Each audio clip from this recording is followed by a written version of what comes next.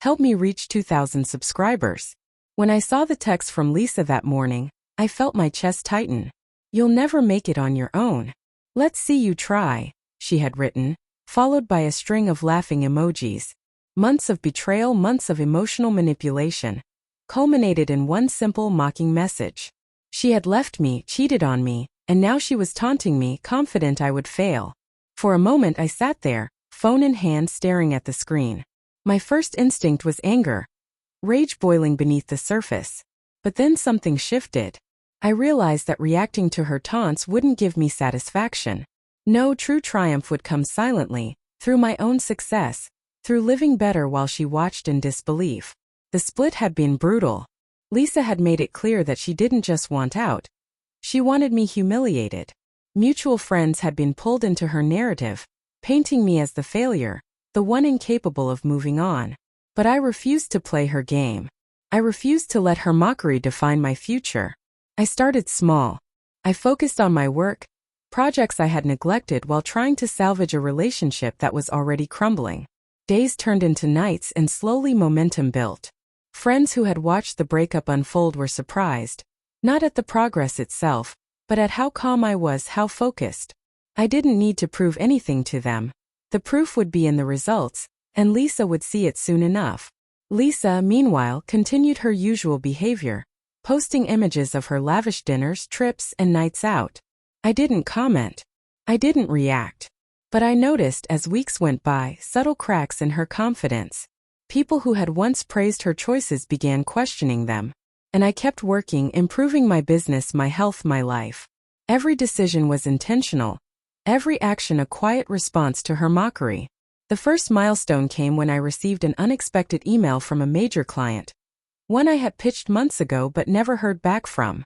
They wanted me to lead a high-profile project.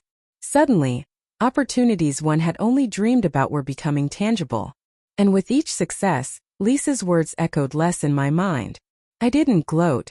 I simply thrived. One evening, a mutual friend messaged me. Lisa saw your LinkedIn updates. She's surprised, maybe even shocked. I smiled quietly to myself. The first cracks in her smug confidence were appearing, not because I told her, but because my life, my reality had changed, and she was forced to witness it. Lisa's shock became more evident over the next few weeks. Mutual friends would mention her subtle comments, half-hearted attempts to downplay my success, nervous laughter when I casually mentioned a project or a promotion. I noticed it, but I didn't respond. There was no need. She had underestimated me, assumed I would crumble, assumed my life would stall after the split. She had counted on humiliation. I was giving her the opposite. Undeniable proof that I could thrive without her. I began investing time in myself in ways I had ignored for years. Early mornings at the gym, afternoons devoted to my passion projects, evenings spent learning new skills that strengthened my career and my confidence. Every small accomplishment felt like a brick in the foundation of a new life, one where Lisa's opinions held no power. And with every brick laid, I noticed a subtle shift, not just in me but in how others treated me.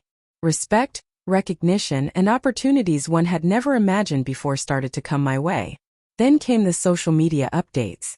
I had resisted sharing my successes initially, wanting them to speak for themselves, but it became unavoidable. Colleagues and friends began posting about collaborative wins, awards, and achievements. I didn't advertise them. I didn't need to. Lisa, however, couldn't help but see them.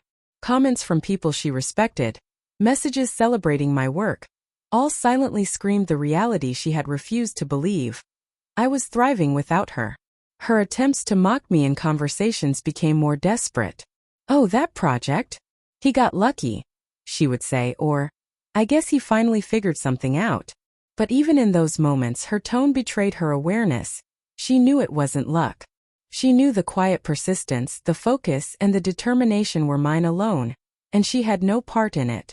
One night, I ran into a mutual acquaintance who had observed Lisa's frustration. They leaned in and said, almost whispering, "She didn't expect this. She thought you'd fail immediately.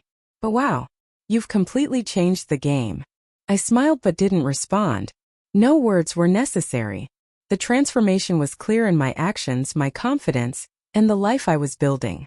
The final realization hit during a casual dinner with friends. Lisa arrived unaware I was there, and I could see the moment she noticed me. Her smile faltered, her laughter quieted. She didn't approach, didn't speak. She simply watched as I engaged with others, effortlessly commanding attention, respect, and warmth. It was in that moment I understood the full measure of my victory. The triumph wasn't just financial or career-oriented. It was emotional, undeniable, and completely hers to witness. Lisa's quiet observation at that dinner spoke volumes. She realized in that silent moment that the man she had mocked, abandoned, and tried to diminish was thriving without her. The look on her face wasn't just shock. It was a mix of disbelief, regret, and a subtle recognition that she had misjudged me completely. I didn't gloat. I didn't call attention to her presence. My success wasn't performative. It was natural, earned, and undeniable. The promotions, the recognition, the opportunities, they weren't trophies I could wave in her face.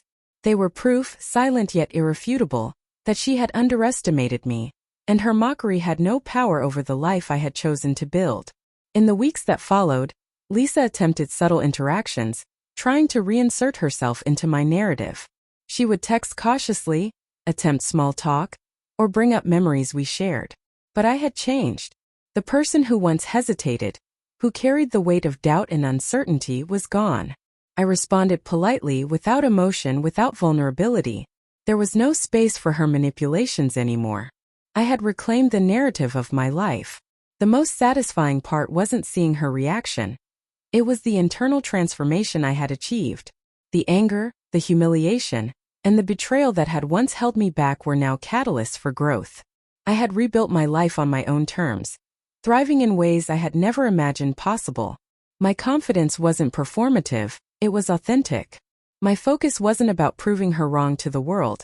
It was about proving to myself that I could rise unshaken, regardless of her opinions or actions. Months later, a mutual friend finally confronted me. "She still talks about you. She can't believe how well you've done, how much you've grown. She thought she broke you." I smiled quietly. That was the moment I realized the story wasn't about revenge. It was about reclaiming power over my own life. Thriving wasn't about hurting her. It was about honoring my own worth, resilience, and determination. I thought about the early days after the split, the nights I stayed awake wondering if I would ever feel secure, if I could rebuild my life without her constant mockery haunting me. Now looking back, every challenge, every insult, every attempt to undermine me had become fuel for my growth. Lisa's mockery didn't break me. It strengthened me. And witnessing her realization, her silent acknowledgement that she had been wrong, was the quiet victory that no words could ever capture. The final lesson was clear.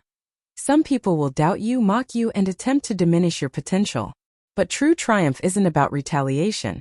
It's about growth, resilience, and living a life so full, purposeful, and thriving that even the skeptics are forced to witness it.